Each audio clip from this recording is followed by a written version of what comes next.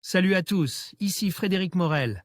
Bienvenue sur ma chaîne dédiée à la science et aux découvertes scientifiques.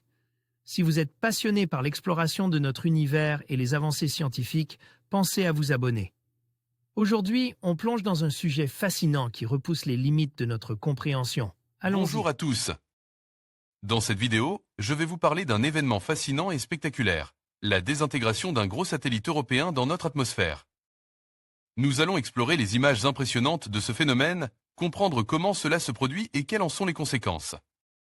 Restez avec moi pour découvrir les details de cette aventure spatiale qui nous rappelle à quel point notre planète est dynamique et en constante évolution. C'est parti! L'Agence spatiale européenne, ESA, a dévoilé des images stupéfiantes de son satellite RS-2, prises alors qu'il tournait autour de la Terre pour la dernière fois avant de pénétrer notre atmosphère. Ces images nous informent sur la façon dont le satellite interagit avec notre atmosphère.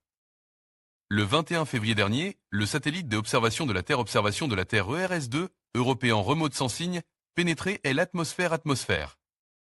Il est un des ancêtres des satellites d'imagerie terrestre européens Sentinel, du programme Copernicus de l'Union européenne. ERS-2 a été mis en orbite le 21 avril 1995 et sa mission s'est achevée en septembre 2011.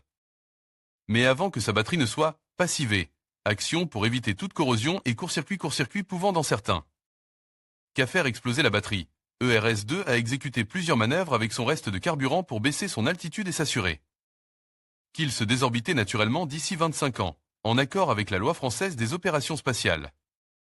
Un panneau solaire plie. L'Institut allemand Fraunhofer de physique des taux de fréquence et techniques radar a observé ERS-2 au cours de ces derniers jours, dans l'espace, ainsi que lors de sa toute dernière révolution autour de notre planète.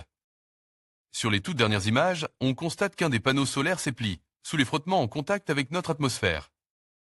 Selon l'ESA, ceci est sans se produire.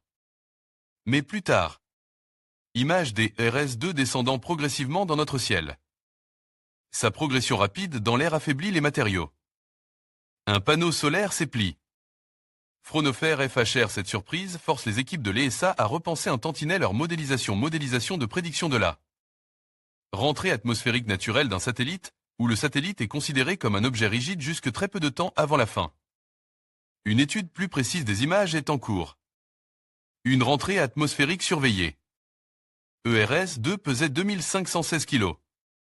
Par conséquent, sa rentrée atmosphérique, non contrôlée, était sous surveillance, car un satellite de cette taille ne se désintégrait pas forcément totalement en brûlant dans l'atmosphère. Vue d'artiste des ERS-2. Et ça, selon l'ESA, des débris pesant jusqu'à 50 kg pouvaient retomber sur Terre. Aucun dommage n'a été constaté après sa rentrée atmosphérique le 21 février, au-dessus de l'océan Pacifique. En conclusion, la désintégration du gros satellite européen dans notre atmosphère nous rappelle à quel point notre environnement spatial est dynamique et parfois imprévisible. Bien que ces événements puissent sembler alarmants, ils soulignent également l'importance de la surveillance et de la gestion des débris spatiaux. En continuant à développer des technologies et des stratégies pour minimiser les risques, nous pouvons assurer la sécurité de nos activités dans l'espace. Merci de nous avoir suivis dans cette exploration fascinante et n'hésitez pas à partager vos réflexions sur ce sujet crucial.